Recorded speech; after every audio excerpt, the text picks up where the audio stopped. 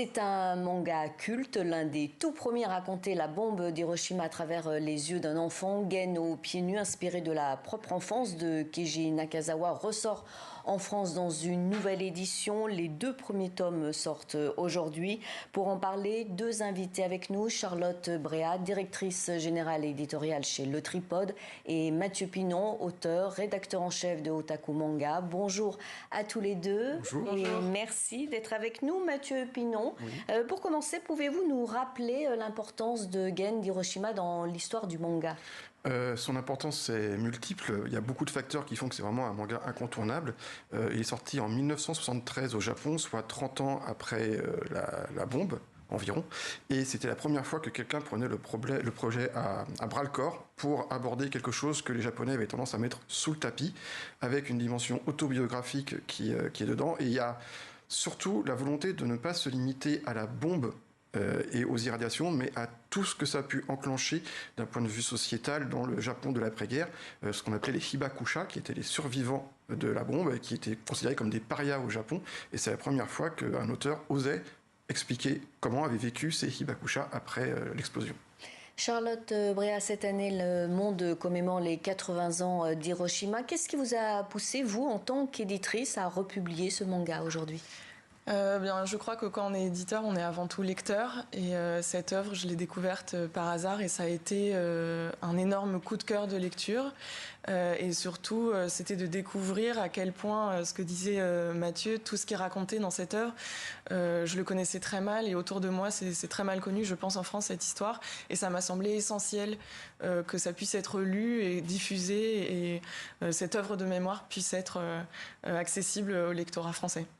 La nouvelle édition s'ouvre avec une préface signée Art Spiegelman, l'auteur de Maus. Pourquoi avoir choisi ce témoin de la mémoire de la Shoah pour accompagner Gen d'Hiroshima ? Art Spiegelman avait écrit en fait une préface il y a plus de 20 ans pour l'édition américaine qui était parue dans les années 70. Et en fait, ça me semblait assez évident de lui demander à lui parce que c'est d'abord 2 œuvres qui sont nées à peu près en même temps aux 2 extrémités du globe. Et surtout, la démarche de l'auteur, même si on parle de 2 sujets très différents, je trouvais était similaire parce qu'ils ont tous les 2 choisi de faire voir les victimes qui ont été invisibilisées derrière le caractère spectaculaire de ce qu'elles ont vécu. Voilà. Art Spiegelman, dans sa préface, écrit: cette fresque à la fois historique et intime, sidérante, est désormais un élément fondamental de la mémoire universelle. Est-ce que la présence de Art Spiegelman redonne une lecture universelle à Gen d'Hiroshima au-delà de la mémoire japonaise ? Absolument. En fait, c'est à la fois complémentaire et semblable dans la démarche, puisque Maus parlait de quelque chose qui avait été vraiment programmé froidement par l'Allemagne nazie, alors que Hiroshima était, entre guillemets, passez-moi l'expression, une expérimentation des Américains qui ignoraient les conséquences que ça pourrait avoir.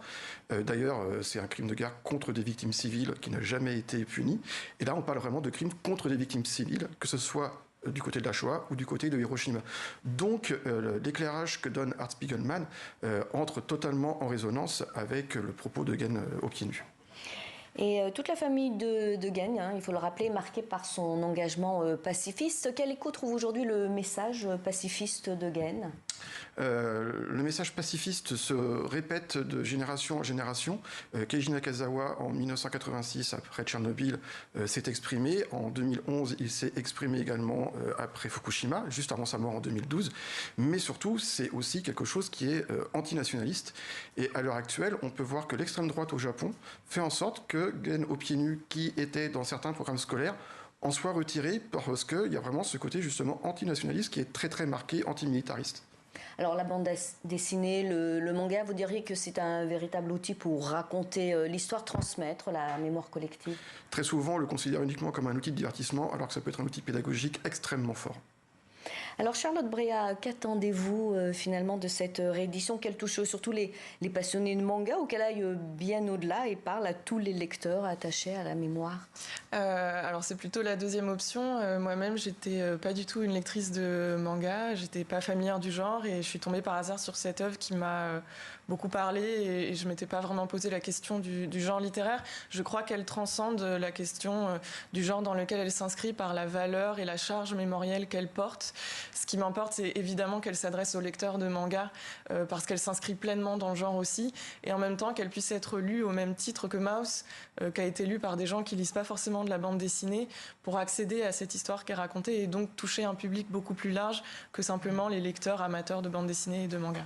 Alors j'ai une question pour vous deux. Alors selon vous, comment ce manga peut-il continuer à sensibiliser les jeunes générations qui sont très éloignées de la Seconde Guerre mondiale et d'Hiroshima ? Je crois que c'est avant tout par le personnage qui est donc ce jeune garçon Gen Nakaoka. On le rencontre dans l'œuvre, il a 8 ans et on le suit pendant les 10 volumes. Il grandit et je crois que la force de cette œuvre, c'est qu'il nous fait rentrer par la narration et par l'émotion dans l'histoire, et c'est là où ça touche beaucoup le lecteur. Ça s'adresse à des jeunes comme à des plus âgés, et surtout ça raconte l'histoire à travers les aventures de ce gamin qu'on suit, et je crois que par là ça peut toucher les jeunes.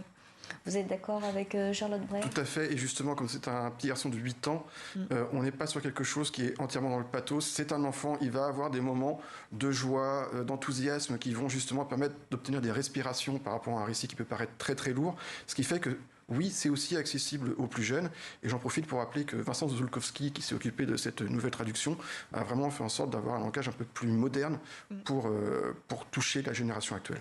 Et quelles sont les difficultés que vous avez rencontrées avec cette nouvelle réédition ?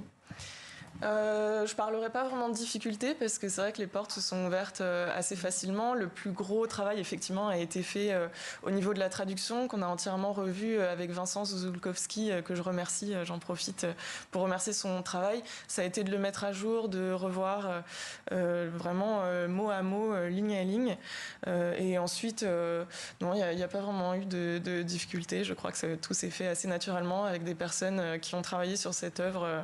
C'est un travail d'équipe qui s'est fait très bien. Il y a même quelque chose de très très appréciable, je me permets, c'est que parfois l'auteur a fait des erreurs d'un point de vue historique qui sont conservées dans le texte et avec des notes de bas de page pour les rectifier pour les lecteurs d'aujourd'hui. Eh bien, merci à tous les deux pour votre présence sur notre antenne et d'être venus nous parler de Gen d'Hiroshima, un manga qui, 50 ans après sa parution, on vient de la voir et on l'aura compris, un témoignage universel. Et je rappelle que les 2 premiers tomes sortent aujourd'hui. Merci pour votre présence sur l'antenne de TV5 Monde.